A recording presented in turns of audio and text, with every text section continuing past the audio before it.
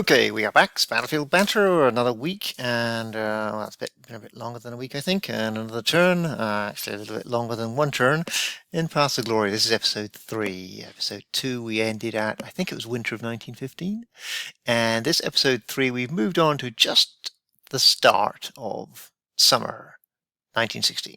So, if you recall from the previous episode, Doug was under the gun with 20 VPs. The VP track was at 20 VPs, and he really needed to get that down below 20, or the game would be over. And he successfully did that. He had the blockade card played, so that lost me a VP. And there you go, we're at 19 VPs. The other thing that didn't happen was it happened now, a turn late, too late, but over here in the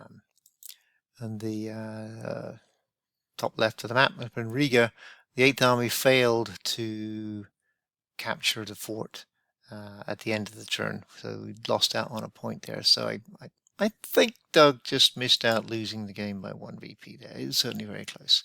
So now where that's left the CP is a little bit of a pickle, because I was pushing hard to get to 20 VP and probably not playing more for short-term gains than for long-term. So I had no replacement points to shore up my battered armies with.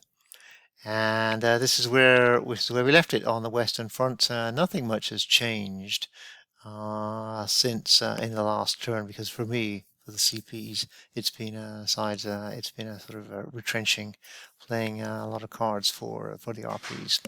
I'll come down in Belfort here. I did do an attack. This is guarded, the Belfort fort.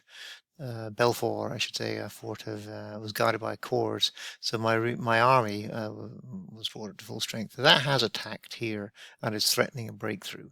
And the reason for that is just a distraction. So because the problem now is, for me, is and it's kind of interesting over on the Eastern Front.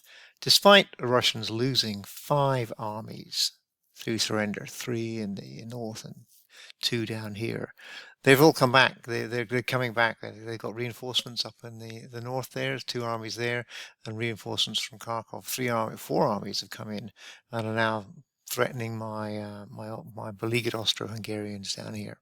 And there's only one German army up in the top there, holding people up there, holding the fort, so to speak, holding the destroyed fort of Riga. It's the 8th Army, and I have put the 4th Army over in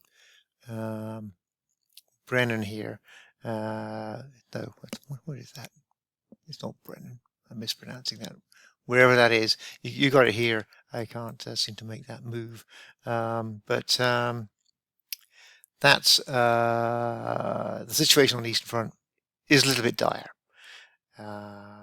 Surprisingly so, given that the massive losses they've sustained.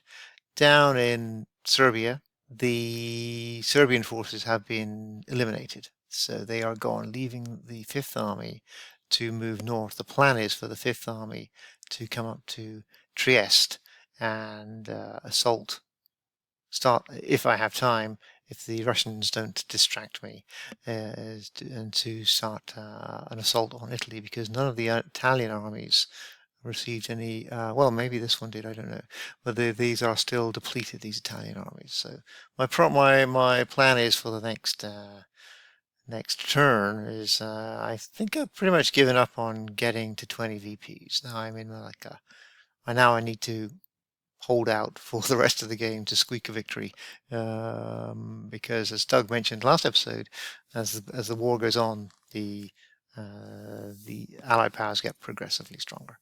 So even though I am at 19 VPs, you can see that down here, I am feeling very exposed on the Eastern Front. And the other thing is that Romania can come into the war at any point. Doug may well have this card in his hand, and if he does, then there's nobody here defending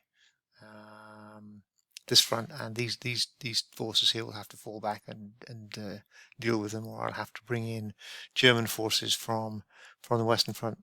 But on the Western Front, I have successfully got these trenches up to level 2 here and level 2, so that's looking fairly secure. And as I said, with the the breakthrough here threatening into Dijon, the Allied powers will certainly have to respond.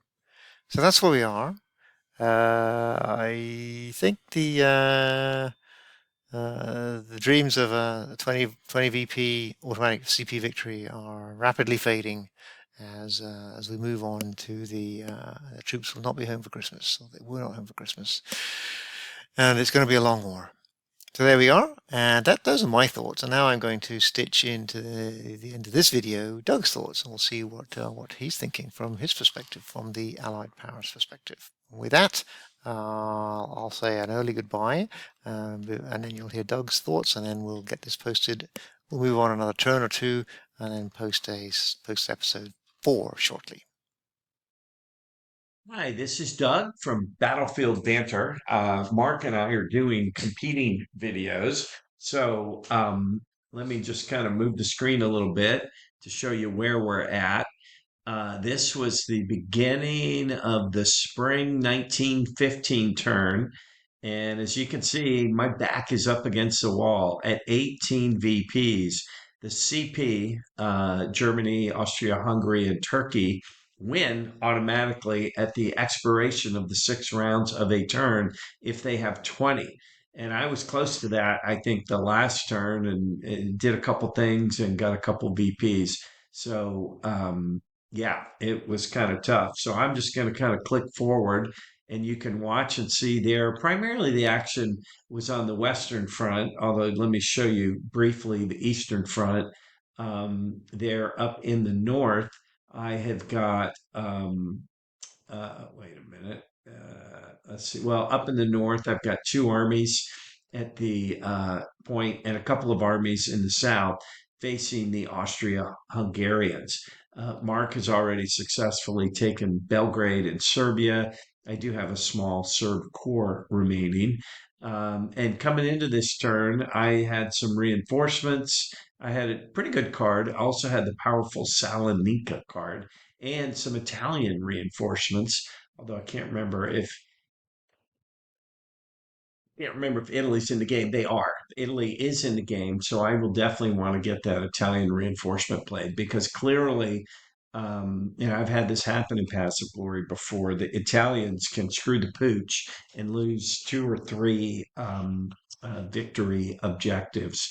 And in essence, lose the game. I mean, the game is, I think, very well balanced. The onus is on the CP to make some progress in the Western Front. They have to knock out Russia, I believe, which is historical, and then ideally pick up a couple more victory points in Romania or Italy to kind of finish them off. So let me just start. I'll keep it focused on the Western Front with a little bit of the Eastern Front thrown in. And let me just click through.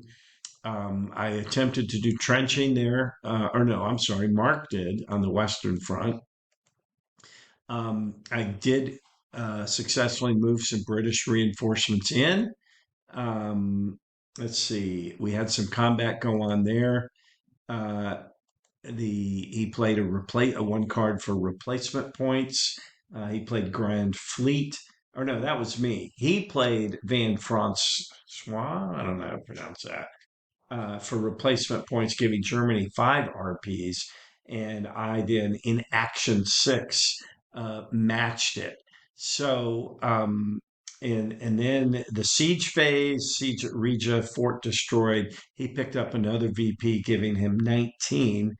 And then in the Allied powers replacement phrase, I upgraded a French army, rebuilt an army in London, and flipped a Russian to full strength.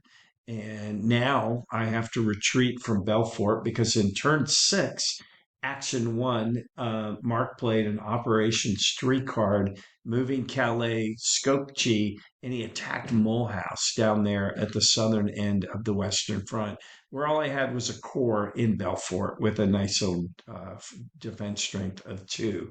So here live in front of all you guys, I will retreat from Belfort. Let's see, where do we? I guess we got to go there to just hold the line. So he's putting some pressure on me. I'll hit done. So now it's waiting for the Central Powers to advance.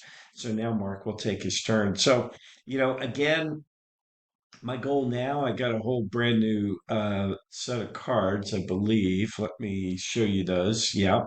Here's what you can see. I've got the Putnik card, which is fairly useless as I just have a Serbian core.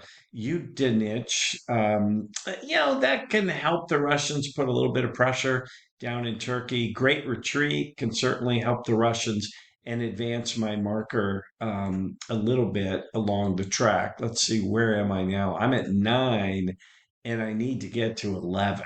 So I need to pick up 2 more points. I could do that there by playing Great Retreat and Romania. Problem with bringing Romania in is they're very weak army.